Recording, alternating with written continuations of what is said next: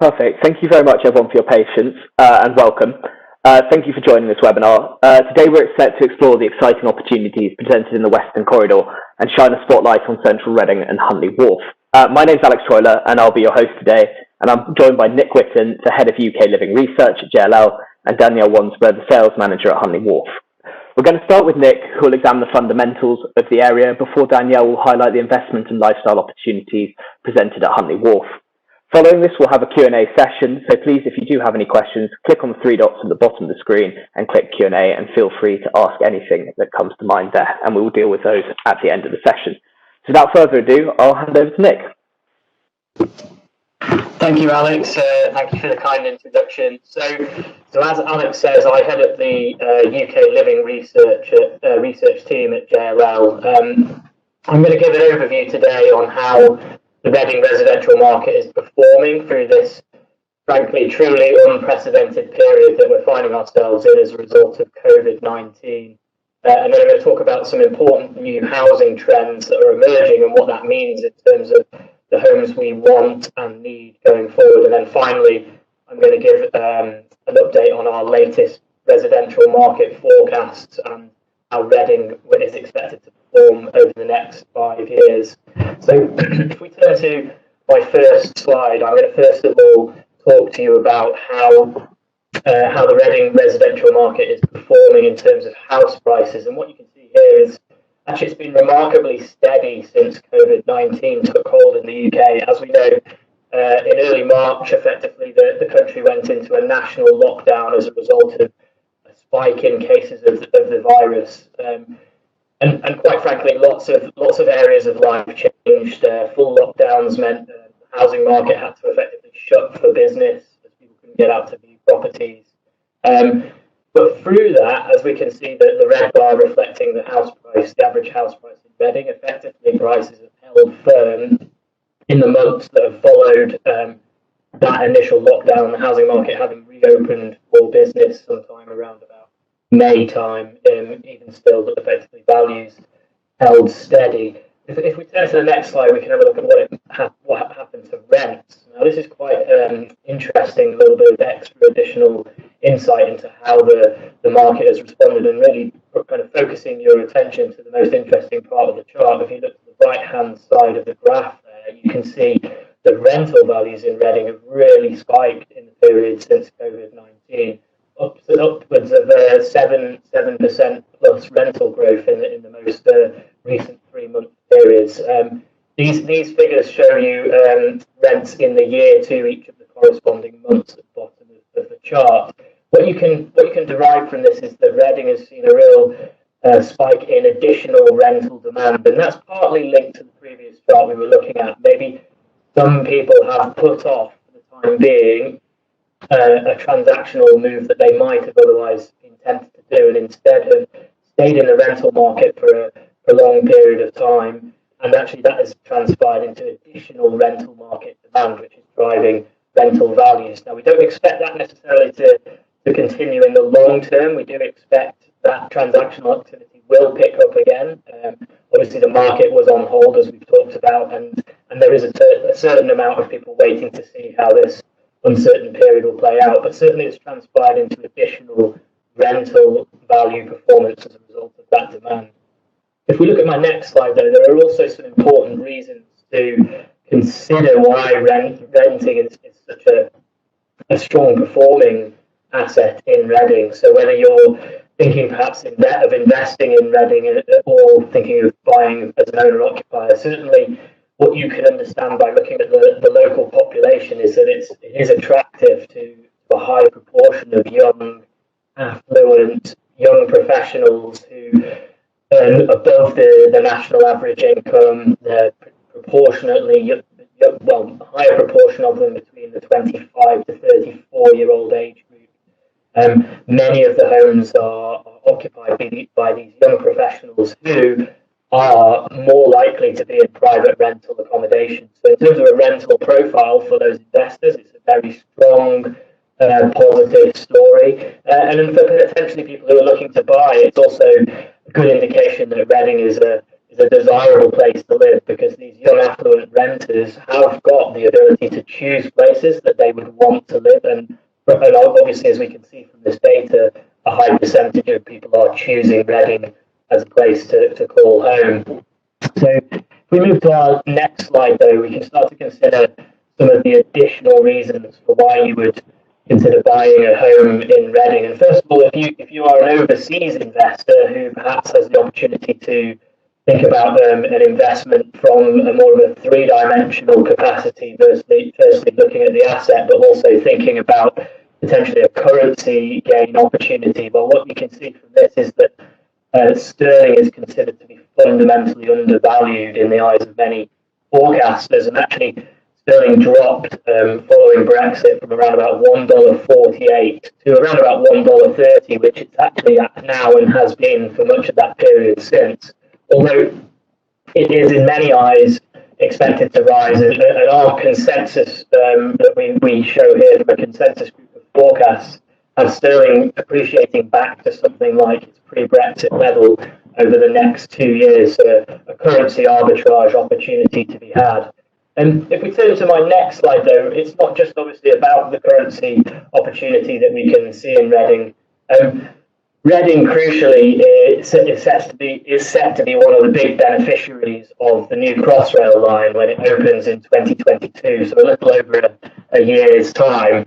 This new east to west commuter line will connect Reading much more frequently and much more efficiently with all of the main central employment areas of London. Direct trains into the West End, direct trains into the City, and direct trains into Canary Wharf, all of the main employment hubs.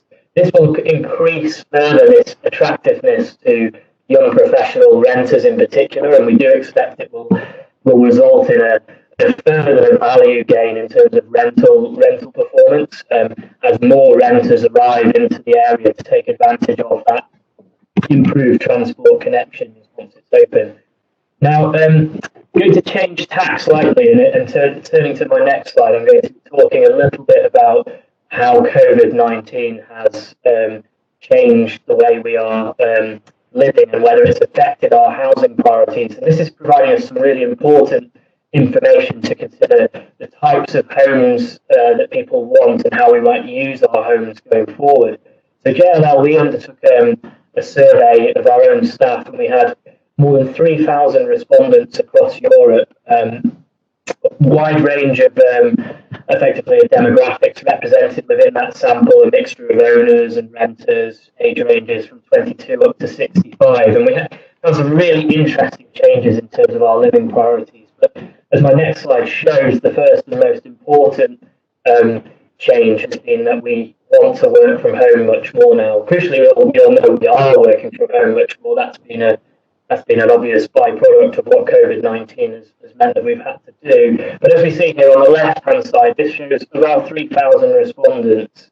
Around 80% work from home less than once a week pre-COVID. But going forward, that same group over the next 2 years, just 14% would want to work from home less than once a week. And actually, the balance, the hope is that the majority of those people is that they can find an even balance throughout the week, a few days at home, a few days in the office. We've effectively had a taste of home working, and we've shown that we quite like it. Now, we'll talk about that a bit more in a second, but if we turn to my next slide, I just want to talk about how our housing priorities have changed because of this great additional amount of time that we've been spending in our home. And so there's a lot of information to take in on this chart, but on the left-hand side, it shows you how respondents to our initial survey responded in June, and then we did a follow-up survey in September.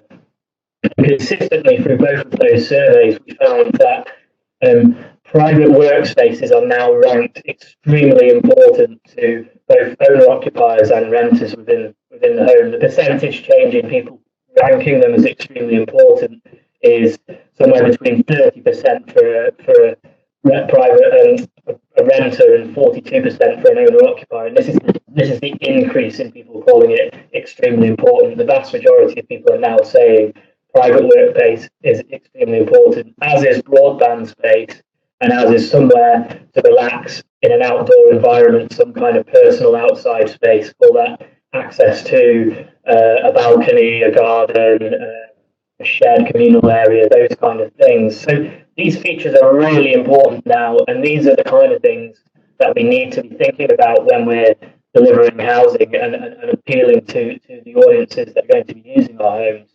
And if we think about that point, if we turn to the next slide and we think about how we're using our homes, homes are effectively now more important than they have been for, I would argue, 250 years since the world industrialized.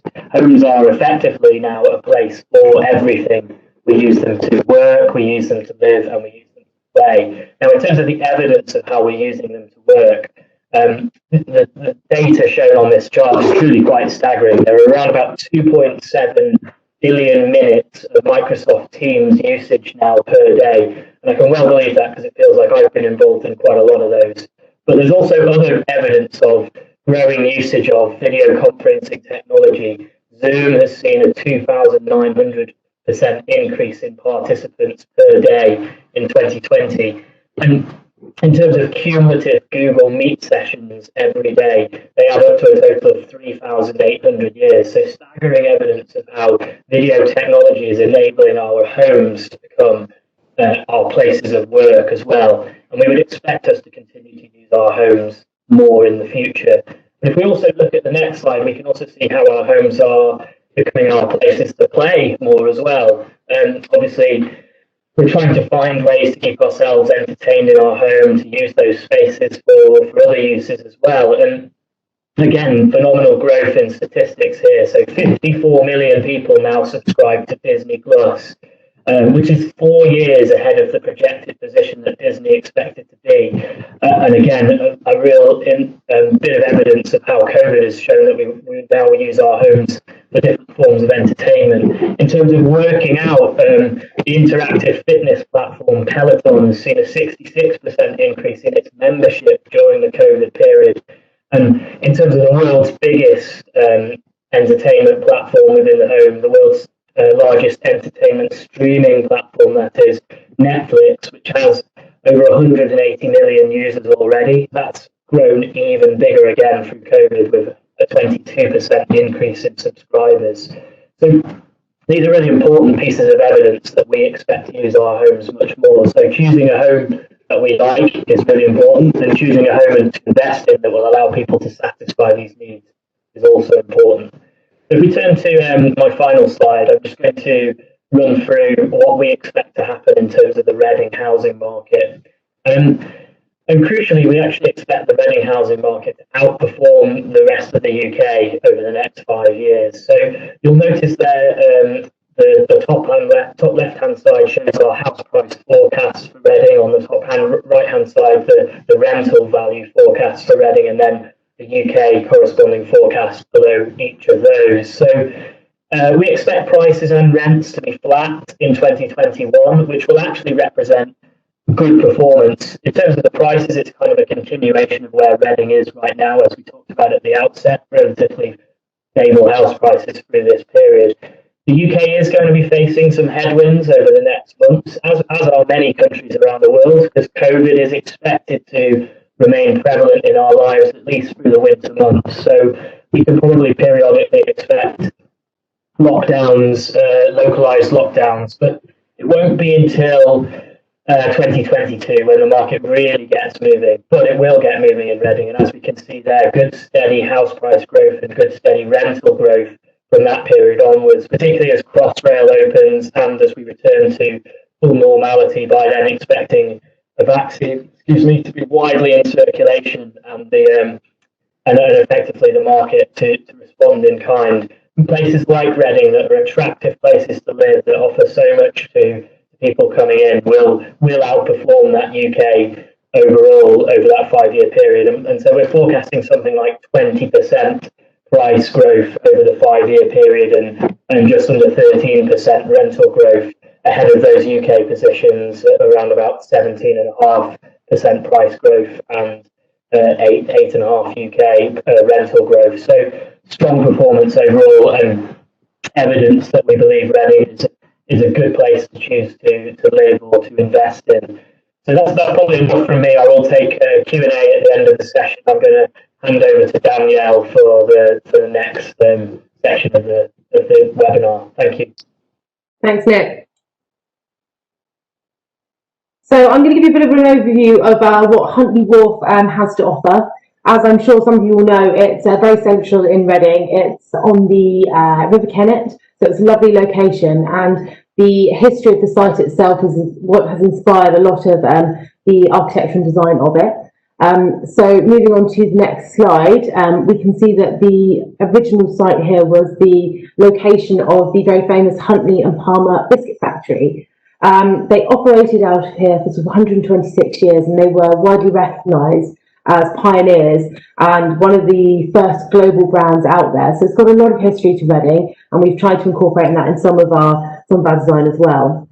The site itself and the location within Reading, the map that's on the next slide will give you an indication of how well located we are.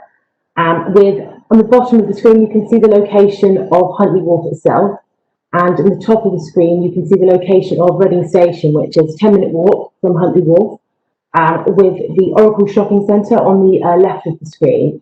The shopping centre gives you a plethora of big retail names, but also a great choice of bars and restaurants right on the river as well. So a lot to choose from and very well located, with Reading University as well, just 2 miles away from Huntley Wharf. So moving on to the next slide, we've got a bit of information for you about some key facts for Huntley Wharf. As I said, very short walk to some of the main amenities in Reading. The site itself, we're bringing a huge amount of facilities to the residents there, but also a lot of public realm as well. The development is going to be 765 new homes, and we're going to bring things like a convenience store, restaurant, which I'll talk a bit more about as we go through. Reading as a destination, it's a vibrant town, and there's a few bits of information on the next slide that I can bring up there in a minute. So it's a very vibrant area, as Nick touched on, a huge amount of young professionals in the area, but also very diverse as well. Getting into London is a big draw for a lot of people here. It's 23 minutes to Paddington. The train itself comes every sort of 5 to 7 minutes, pretty much throughout the day, so it's fantastic connections. But also, as Nick touched on, we've got the Crossrail line coming here. So the Elizabeth line will mean that when Crossrail is up and running and the Elizabeth line is fully open, you'll be able to get to Canary Wharf in 68 minutes without changing, which is a fantastic benefit for the area. In addition to that, it's a huge hub for a lot of big technology companies. So if you move on to the next slide, we can see some of the real key names. Oh, apologies, I think I've skipped ahead a slide there. The connectivity, this just illustrates some of the key facts I just shared with you for the connections into London. You can see the top line sets out what the connections are at the moment, with the bottom line showing you some great times that we're going to be able to achieve on Crossrail's line, which is estimated for 2022, which is actually in line with our first residential completions here, which is exciting. Moving on to the next slide, we can see that Reading itself has been highlighted as one of the 10 most attractive small European cities for foreign investment, which is evident in some of the growth we've seen here and the ongoing predictions of growth as well. We also have one of the top 30 universities in the UK here. On to the next slide. This sort of calls back to the Tech Hub message that I mentioned earlier. Some of the big tech companies to mention that are based in Reading are the likes of Microsoft, Cisco, Huawei, but it's huge in terms of the employment that brings to the area and the growth itself. And some of the additional bits of information about the rental benefits to Reading. I know Nick spent a bit of time talking about this, but we work very closely with some of the local letting agents here. And the rental market has been exceptionally resilient over the last year, particularly with everything that's been going on. With Huntley Wharf, you're looking at achieving somewhere in the region of sort of 4.5% yield across most of our apartments here. Some of the figures that you can see on the screen here give you an idea of the estimated rental figures that you can achieve. But with the growing demand of rent in Reading, it's predicted that any investors looking for that purpose are likely to see minimal to no void periods because of the ongoing demand and growth that we're expecting. The vision for Huntley Wharf itself is to create and revitalise what is a beautiful riverside location, picking up on some of the key heritage that I mentioned earlier, but creating sort of a dynamic and uplifting destination, not just for the residents that are going to be living here, but for the public as well. We're introducing quite a lot of facilities to the area. And if we move on to the next slide, you can sort of see the building is quite a large site, so it's about 6.9 acres. It's set across 3 primary sort of buildings, which you'll see a little bit later how that's set out on the site plan. But one of the images you can see here is one of our CGIs that we have created to show what we're looking to achieve in the public realm. So we're introducing a lot of outdoor space, some riverside dining areas, and regenerating the riverside itself and the riverside walk. The site plan that you can see on your screen now shows you across 3 separate areas of the development how we're going to develop the area. On the right-hand side of the screen is Baker's Yard. So in this part of the development, we're currently selling 2 phases, which are Baker's Yard West and Baker's Yard South. A lot of those apartments have the riverside views and they're south-facing. As you can imagine, they've been exceptionally popular, and across those 2 phases, we've actually only got 23 apartments left. But we're also selling a middle section at the moment as well in Discovery House. We're only selling one of those blocks at the moment, with the second coming to the market sometime next year. As you can see, Discovery House in the middle, you can see the Riverside Square at the front of that, which sits right on the river there, and that's where the restaurant's going to be found for. But all of the sections of the development will have private outdoor space as well, which I'll go on to talk about a little bit more on the next slide. So a little bit more imagery for you here, just about how we are going to be recreating the Riverside Square and regenerating some of the outdoor spaces for the residents and the public as well. Moving on to the next slide. So as you can see from some of the images we've got here, as I mentioned earlier, all of the residents will have access to private playground gardens, which are just for the residents. The majority of the apartments also come with their own outdoor private space by balcony or terrace. So it's really about making the most of those outdoor spaces and creating an uplifting environment for all there. But as you can see on the right of the screen, there's a lot of outdoor landscaping that we're bringing to the area to improve it and make it welcoming for the public to come and enjoy the facilities as well. On to the next slide. These are some of the facilities that are being introduced to Huntley Wharf. Some of them are specifically for our residents here. So the image on the left is a concept that we're bringing, and this is going to help a lot of people who are now working from home. We're offering a 12-hour concierge for all our residents, but also as part of that, there's going to be a co-working studio, which is an area where you can come and you can use the Wi-Fi, have tea and coffee, meet people, use it for Zoom calls, all kinds of things that people are starting to become used to as part and parcel of their day-to-day life. Some of the additional facilities we're bringing include a gym, which is going to be planned for the future development. There's going to be hopefully a nursery, convenience store, as well as a riverside dining that we're hoping to bring to the area as well. Hoping to show you a few more images of our new show apartment that launched last month. So I'm actually currently sat in the show apartment at the moment, but the next few slides just give you a real feel for the kind of specification and quality that we provide at Berkeley Homes. As I'm sure you're all aware, our specification and build quality are extremely high standard, and customer service remains a top priority for us. You can, if you go onto our website, have a look at the 360 tour and take yourself on a little tour of the show home if you'd like to see a bit more detail about that. And next, I'd like to just give you an update on where we are in terms of construction. So I've shown you the lovely images of what we're hoping to create, but this really gives you a feel for what we are creating at the moment. So the left image you can see the main building in front of the image, that's Discovery House, so that's the middle section of development. And the one on the right hand side is Baker's Yard. So Baker's Yard are the ones where we're going to be having our first residential completions, and as I mentioned earlier, they're the ones that have a lot of the river views as well. And you can see the river in the photo, and you really do have some spectacular views, not just of the river, but in the other buildings as well, across the skyline, and of some of the green spaces surrounding the areas of Reading too.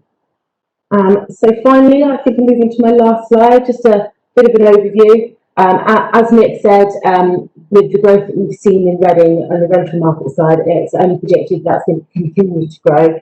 With the huge tech hub that we have here, employment growth is only going to drive that further.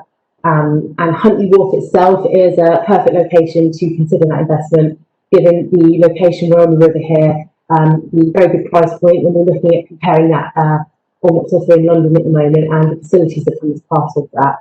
And finally, Berkeley Homes. If you're going to choose an investment opportunity, certainly Berkeley is a good and safe choice for that. Our financial position is very strong. We are known for our quality and our exceptional customer services as well. So that's me done. I think we're going to take a few questions and answers.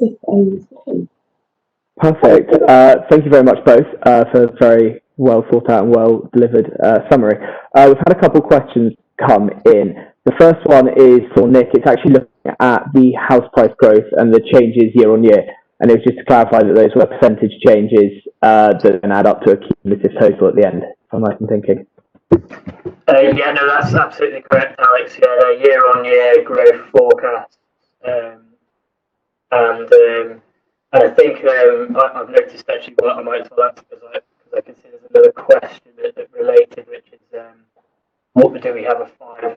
Looking backwards, do we have a long range? Any data on how prices have changed over the past 5 or more years? So actually, we have data from the land registry that shows the average price of a house in Reading has actually increased by an average of 5% per annum over the past 10 years. So a strong track record of a historic track record of strong average price growth. Perfect. Thank you for answering that, Nick. We've had a few more questions come through the chat function for you as well. The first is this a good time to invest in residential property? Getting the old crystal ball out. Yes, I think the reality is it is actually a good time. Through periods of uncertainty, which we have to acknowledge we are in, usually those are the best times to be looking at investing. It feels kind of counterintuitive, but when you have markets like we've just literally highlighted that show strong long track records of strong performance of 5% or more price growth per annum, and you're seeing currently that it's kind of not there, you kind of know that now is the good time to get in and potentially buy, and when the growth starts to return, as we expect it will from 2022 onwards, you're there to take advantage of that growth. I think linked to that point, we would always emphasise to investors, to buyers generally, that buying a home should be a long-term decision. You should be buying for something that you know will fit your needs for a good while. This is buying property for quick short-term returns is not the way to go. It shows itself over the long term to be a very solid, reliable investment form. So we would always underpin that with that point, and now is as good a time as any to essentially put your faith in bricks and mortar.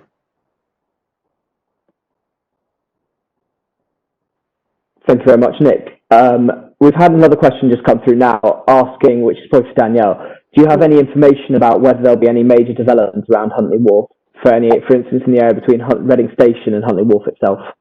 Yes, so we understand that the site opposite, on the other side of the road bridge to Huntley Wharf, the existing disused prison that's in Reading, that has got interest for redevelopment.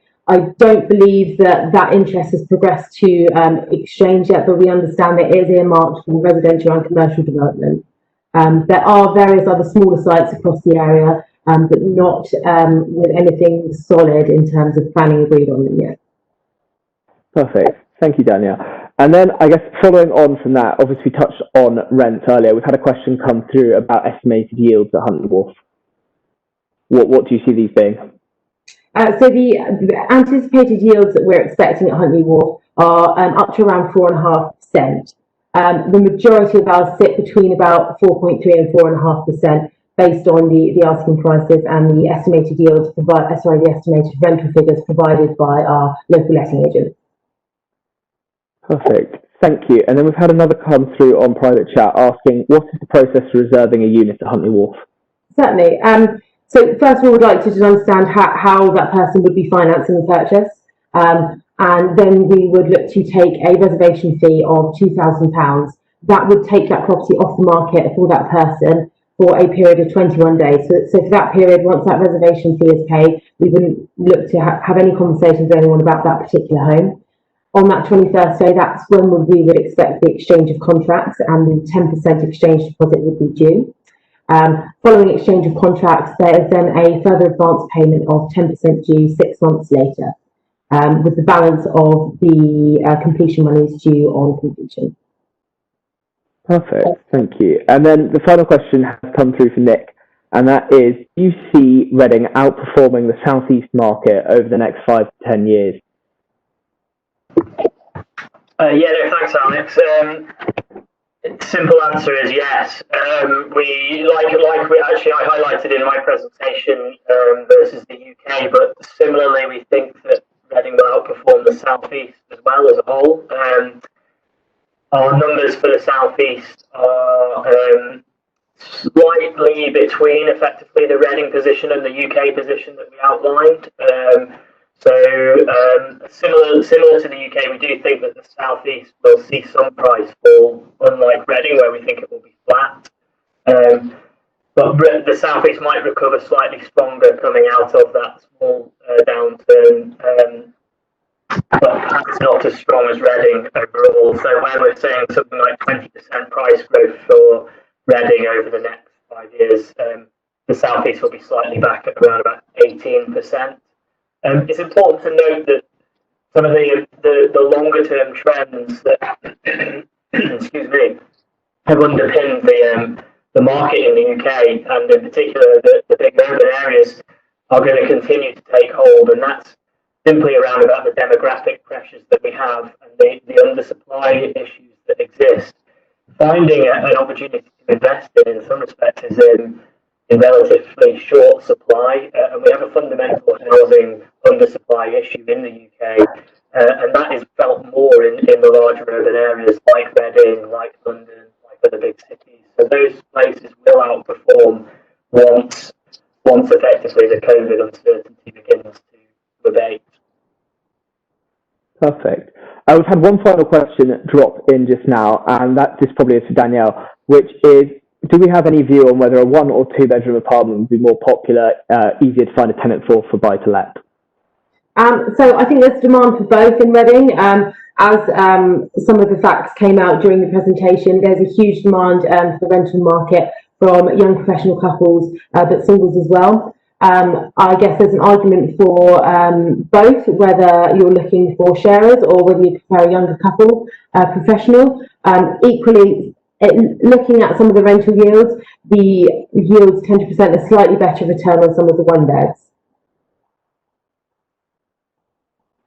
Excellent. I think that's a very good question to finish off with. I would just like to thank everyone for attending today and listening to the webinar, and also thank our great panelists, both Danielle and Nick, for their time and work today. Perfect. Well, thank you very much. If there are any questions following this, please do not hesitate to get in touch either with the team over at Berkeley Homes at Huntley Wharf or with JLL ourselves. And please do follow up with us. Thank you very much. Thanks very much.